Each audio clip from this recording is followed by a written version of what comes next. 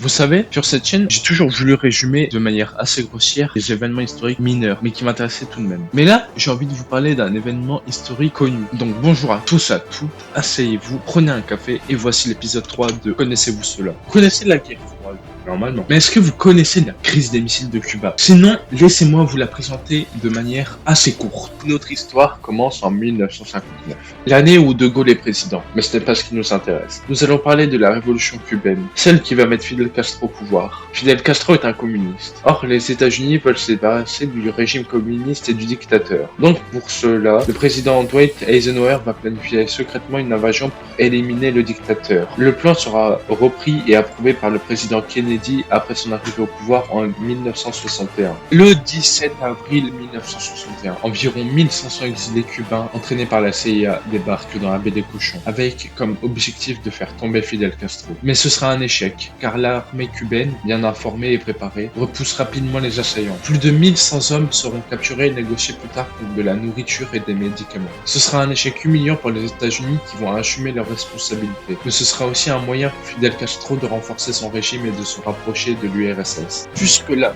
vous devez penser que c'est un événement singulier, mais c'est pas important. Mais ce dont je voulais vous parler est une des conséquences de cet événement. Après l'échec de la baie des Cochons, le président Khrouchtchev, qui était le président actuel de l'URSS, va décider d'installer discrètement des missiles nucléaires sur Cuba pour dissuader une invasion américaine. Cela va mener à une crise avec 6 dates majeures. Le 14 octobre 1962, un avion espion U-2 américain photographie les rampes de lancement de missiles à Cuba. Le 16 octobre 1962, le président John Fitzgerald Kennedy est informé et réunit un conseil de crise. Le 22 octobre 1962, Kennedy annonce faire un blocus naval autour de Cuba pour empêcher l'arrivée de nouveaux missiles soviétiques. Du 24 au 26 octobre 1962, les tensions montent, les navires soviétiques approchent. Le 27 octobre 1962, un U-2 américain est abattu au-dessus de Cuba. L'URSS envoie deux propositions, un retrait des missiles en échange d'une promesse de non-invasion de Cuba et du retrait des missiles américains en Turquie.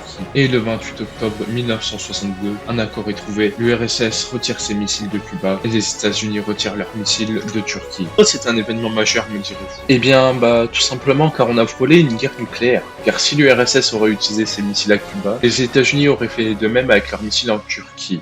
Maintenant, vous dormirez moins bête. Voilà, c'était tout pour moi. Mais avant de se quitter, petit message de fin de vidéo. Alors, je remercie tout d'abord les gens qui se sont abonnés, ceux qui s'abonnent et ceux qui s'abonneront. Et je voulais aussi vous dire que j'essaierai de faire un peu plus de vidéos travaillées, comme celle-ci, car cela me plaît plus. Même si ça fait plus travailler des voyeurs qui s'occupent du montage, mais pas grave. N'hésitez pas à donner votre avis en commentaire. Ça nous aide quand on débute sur la plateforme et qu'on essaie de faire uniquement ce qui nous plaît. Aussi, peut-être que je ferai une vidéo pour expliquer qui nous sommes. Et on va sûrement se lancer dans les formats courts. Et aussi, on va probablement faire du gaming. En fait, c'est un peu un bazar. Moi, j'aime l'histoire, donc je fais ce qui me plaît, même si je bégaye. Mais voilà, c'était tout pour moi. À plus.